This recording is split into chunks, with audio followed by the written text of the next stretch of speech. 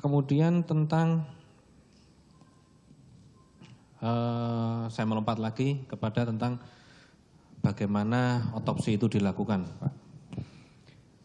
Ketika tadi sudah dijelaskan seharusnya memang ada baiknya, lebih baik lah dan merupakan kesulitan ketika dilakukan pembedahan secara menyeluruh baik otak, tenggorokan maupun perut. Nah, tetapi kemudian ahli tadi juga menjelaskan bahkan ahli ketika itu juga mendengar sendiri ketika ada pihak keluarga yang keberatan. Apa yang kira-kira sebaiknya ditempuh? Apakah tetap tidak melakukan otopsi atau pengambilan sampel itu merupakan suatu hal yang harus ditempuh juga?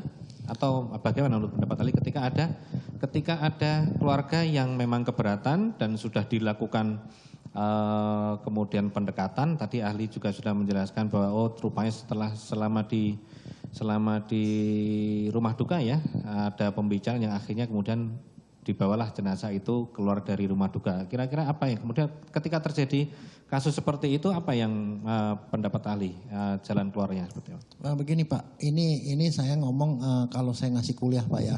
Kalau saya ngasih kuliah ke mahasiswa saya bilang kalau ada kasus ya polisi minta periksa luar dan dalam berarti artinya otopsi. Dan kemudian itu menurut KUHP Pak, pasal 134 itu semua udah diatur Pak.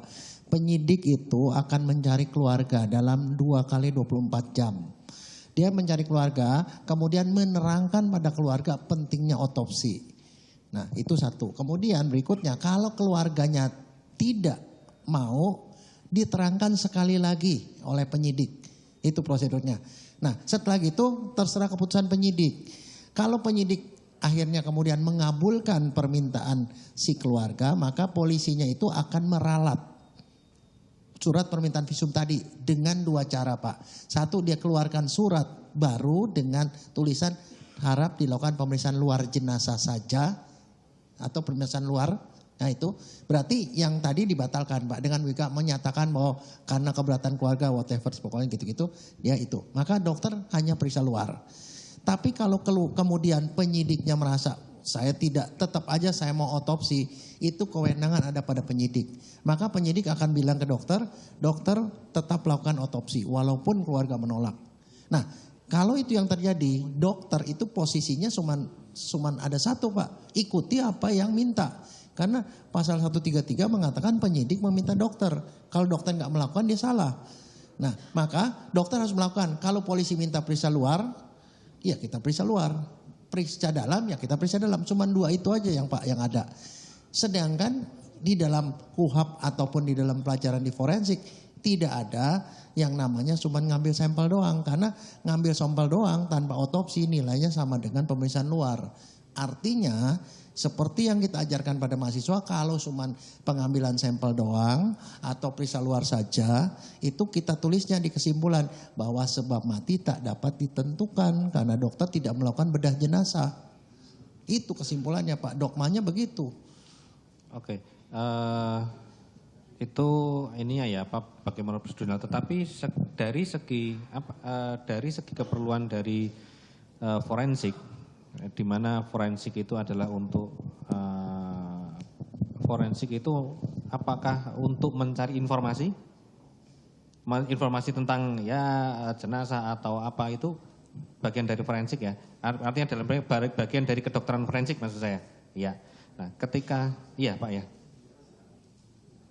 Pak ahli, apakah kenapa sih harus ada kedokteran forensik atau kan bagian untuk mencari informasi tentang apalah tentunya tentang mayat ataupun perlukaan atau penyebab kan seperti itu. Nah, ya. Ketika memang akhirnya tidak dapat dilakukan otopsi untuk mencari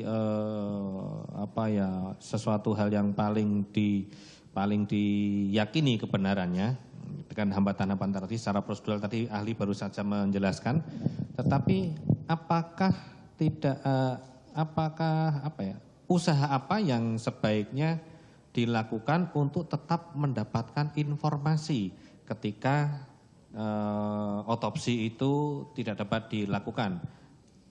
Begini Pak, Kalau saya dalam posisi itu saya begini Pak, saya akan mendidik atau menerangkan pada polisinya bahwa Bapak boleh aja minta periksa luar karena itu hak Bapak, ada di dalam KUHP.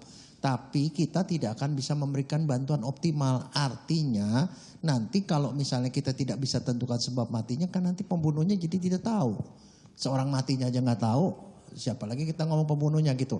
Jadi begini Pak, sebenarnya kenapa dokter diminta? Karena kalau tindak pidana terhadap tubuh dan nyawa manusia yang ada di dalam buku kedua KUHP itu ahlinya adalah dokter.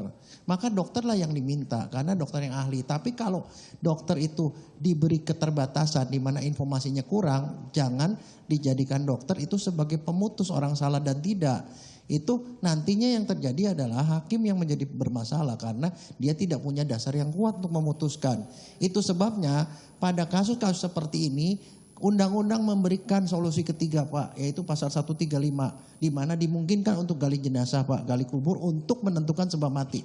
Jadi maksudnya saya begini, jangan dokter dipaksa memutuskan sesuatu yang dia sendiri tidak tahu gitu loh Pak. Kalau periksa luar dokter tidak tahu apa-apa, itunya prinsipnya dia tidak bisa menentukan sebab mati. Jadi jangan dipaksa. Kalau mau dipaksa ya gali kubur, itu.